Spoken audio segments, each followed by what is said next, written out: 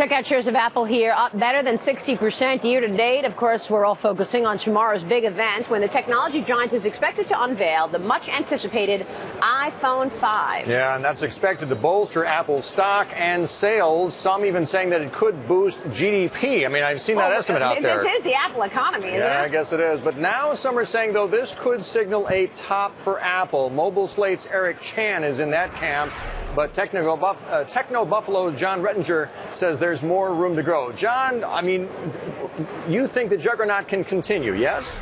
Absolutely, I think continue. And you only have to look outside of U.S. shores to see why. The iPhone 5 is supposedly going to support China Mobile's proprietary 3G network with a subscriber base of over 670 million. Now, if you take in consideration Apple makes more per phone than any other device, that alone should be reason enough to be very, very excited about Apple stock in the future. So, Eric, you're bearish on the stock, right? In fact, you don't think Apple can keep growing at this pace. You're on the other side of that trade. Absolutely not, Maria. When you look at the company, 2/3 of revenue is coming from iPhone sales. Given that several analysts have said that the smartphone market is already saturated, it's competing with a sea of Android companies such as Samsung in a market where you've only seen 6% growth in smartphone sales this year. Well, I mean, you know, isn't it true they've got a pipeline of products? I mean, whether it be new iPad, new tablets, new mobile phones. So won't that be enough to generate growth? I see it possibly generating some growth, but when one product is so dominant like the iPhone for Apple, you've got to be concerned that the other products have to come up and really start showing the same type of growth that the iPhone has. John, do you think that's valid?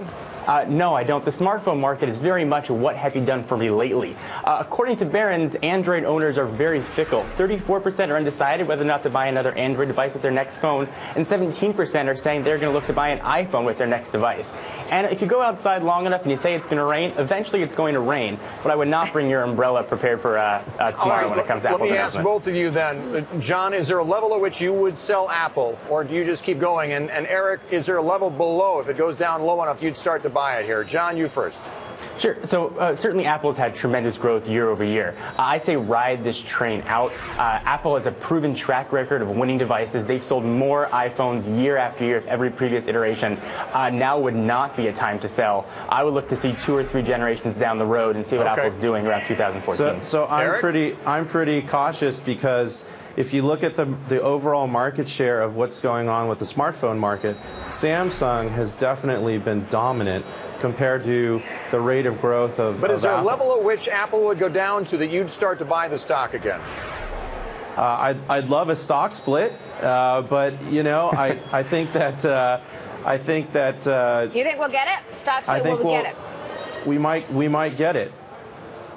Yeah, we put it in the Dow, theoretically. Gentlemen, thank you both. Thank you very much. And that'll cover tomorrow, of course. Thanks. We might get that mini iPad, too. That 7-inch iPad that they said they'd never make.